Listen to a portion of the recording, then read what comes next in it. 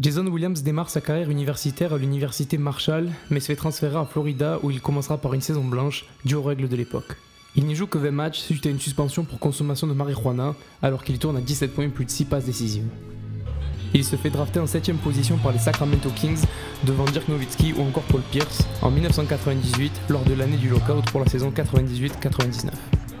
Meneur de jeu de 1m85 pour 86 kg, Jason Williams est un véritable monsieur tout-le-monde de par son physique. Certains observateurs le comparent à Pete Maravich grâce à son inventivité à la passe. Au début de sa carrière, Williams s'est fait une réputation par son style de jeu dit spectaculaire, peu orthodoxe et rappelant le streetball par moments. Il est devenu un habitué des top 10 pour ses passes spectaculaires. Sa vitesse, sa qualité de passe et son handle lui permettent de créer à la fois pour les autres mais également pour lui-même si besoin. Il reste également un shooter correct à 3 points, mais sa sélection de shoot et ses prises de risque parfois inutiles ont contribué à un pourcentage de seulement 32,7% de réussite derrière l'arc. En arrivant aux Kings, Williams débarque dans une équipe en pleine reconstruction avec beaucoup de nouveaux jeunes joueurs, comme Chris Webber, Vlad Divac ou encore Peja Stojakovic. Avec Chris Webber, il formera une paire redoutable et relancera la franchise californienne qui restait sur de tristes performances depuis l'arrivée des Kings à Sacramento. Aucune série de playoffs gagnée ni de saison à plus de 50% de victoires depuis leur arrivée à Sacramento en 1985. Et si ça ne suffisait pas, il aura fallu seulement 2 semaines à Jason Williams pour se faire un nom dans la ligue en crossant magnifiquement Gary Payton, le meilleur défenseur extérieur de la ligue à l'époque. Lost the handle, coughs it up right to Jason Williams. Williams crosses over, loses Gary, drives into the lane, arcs the high one out the window, up and in. What a move by Jason Williams.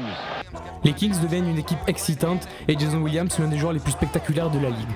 Sa popularité grandit et il devient alors une des nouvelles figures de proue de Nike et son maillot portant le numéro 55 est alors l'un des plus vendus de la NBA à l'époque. Au cours de sa saison rookie, il cumule 12,8 points et 6 passes décisives par rencontre. Il est classé 2e au classement du rookie de l'année derrière Vince Carter et les Kings se qualifient pour les playoffs. Au premier tour, ils affrontent Utah et le duo Stockton-Malone. Véritable opposition de style entre le duo Mormon et le duo Williams-Weber, les Kings perdent cette série 3-2 dans la prolongation du 5e match. Pour la saison 99-2000, il marque 12,3 points et donne 7,3 passes décisives en moyenne par rencontre. C'est d'ailleurs lors du Rookie Game de cette année qu'il nous gratifiera de sa plus célèbre passe, l'elbow pass ou passe du coude. Un geste qui n'a toujours pas été reproduit à l'heure actuelle à NBA.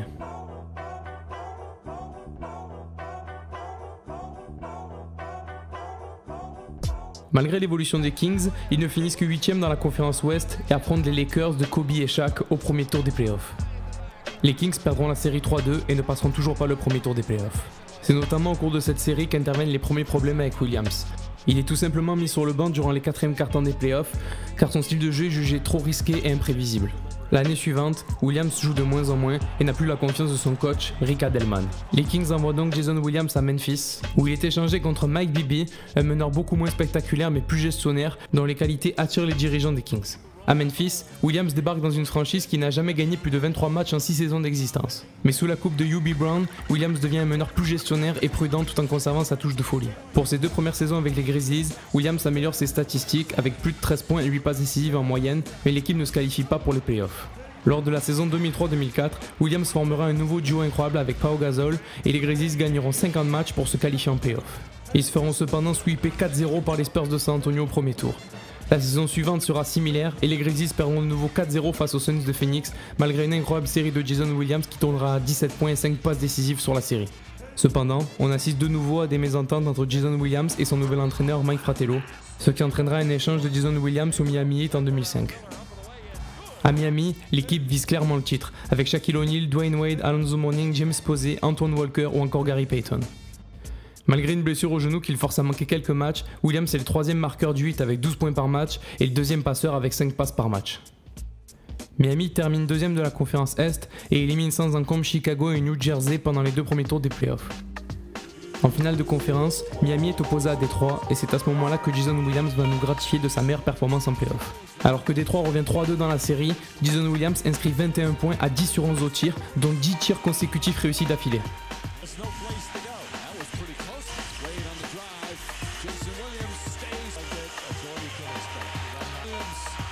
En finale, le Heat bat Dallas et Jason Williams devient enfin champion NBA. Sur la série, Williams tourne en 12 points 5 passes. La saison suivante, ses stats sont en baisse et Miami se fait sweeper 4-0 par les Bulls au premier tour des playoffs. En 2007-2008, Williams tourne à 9 points et 5 passes de moyenne et le Heat est dernier de la conférence Est. Après 3 saisons passées au Heat, Williams signe avec les Clippers puis annonce sa retraite en septembre 2008. En août 2009, Williams sort de sa retraite et s'engage à 33 ans au Orlando Magic. Pour sa première saison au Magic, Williams joue tous les matchs dont 18 comme titulaire. Tournant à 6 points et 3,6 passes décisives, le Magic rompt son contrat le 26 janvier 2011. Il retourne à Memphis pour un dernier baroud d'honneur et annonce à 35 ans la fin de sa carrière après 12 ans passés en NBA. Joueur atypique et l'un des plus spectaculaires des années 2000, Jason Williams a fait le bonheur des fans partout où il est passé. Champion NBA mais jamais All-Star, il a toujours fait passer ses coéquipiers avant lui-même. Meneur insaisissable au grain de folie inégalé, il est par la suite devenu un gestionnaire beaucoup plus calme pour enfin atteindre le titre ultime en NBA.